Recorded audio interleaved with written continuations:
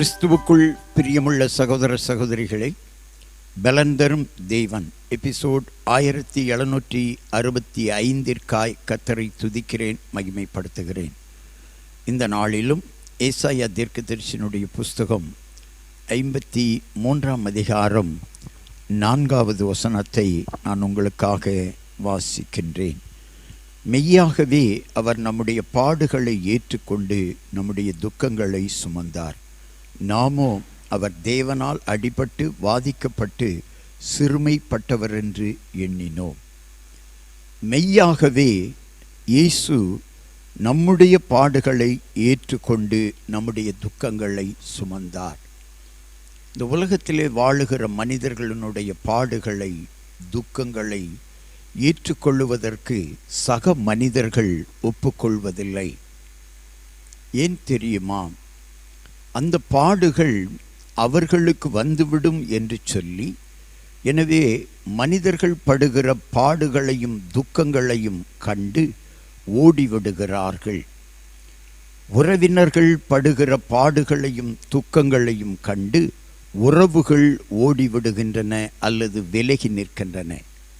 ஆனால் இயேசு கிறிஸ்துவோ எல்லா மனிதர்கள், உலகத்தினுடைய எல்லா மனிதர்களுடைய பாடுகளையும் துக்கங்களையும் ஏற்றுக்கொண்டார். இந்த செய்தியை கேட்டுக்கொண்டிருக்கிற என் அன்பு சகோதர சகோதரிகளே, உங்கள் வாழ்க்கையில் பாடுகள் இருக்கிறதா? துக்கங்கள் இருக்கிறதா? வேதனைகள் இருக்கிறதா? நீங்கள் கவலைப்பட வேண்டாம். உங்கள் பாடுகள் துக்கங்கள் எல்லாம் இயேசுவிடத்திலே நீங்கள் வருகிற பொழுது மாற்றப்பட்டுவிடும். நீங்கள் செய்ய வேண்டியதெல்லாம் இயேசுவிடத்திலே வாருங்கள். அவர் வார்த்தைகளுக்கு கற்றுக்கொண்டு கீழ்ப்படிந்து நடவுங்கள்.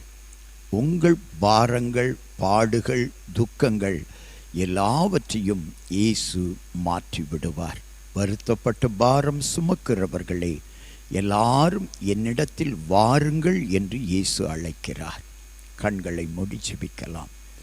எங்களை நேசிக்கிற நல்ல தகப்பனே, இன்றைக்கு யார் யார் பாடுகளோடு துக்கங்களோடு கண்ணீரோடு வேதனையோடு வாழ்ந்து கொண்டிருக்கிறார்களோ அவர்கள் எல்லாருக்கும் ஆண்டவருடைய சந்தோஷமான வார்த்தை, மகனே மகளே, சகோதரனே சகோதரியே, உன் பாடுகளை மாற்ற நான் இருக்கிறேன், உன் துக்கங்களை மாற்ற நான் இருக்கிறேன், உன் பாடுகளும் துக்கங்களும் வேதனைகளும் மாறும், நீ கவலைப்படாதே, என்னிடத்தில் வா.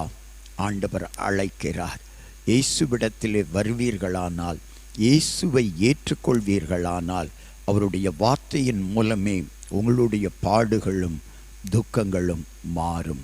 உங்கள் பாடுகளையும் துக்கங்களையும் மாற்ற இயேசு கிறிஸ்து ஒருவரால் தான் முடியும், வேறு எவராலும் முடியாது என்பதை நம்பி வாருங்கள். உங்கள் நம்பிக்கை வீண் போகாது. இயேசு கிறிஸ்துவின் நாமத்தில் ஜெபிக்கிறேன் பிதாவே, ஆமென்.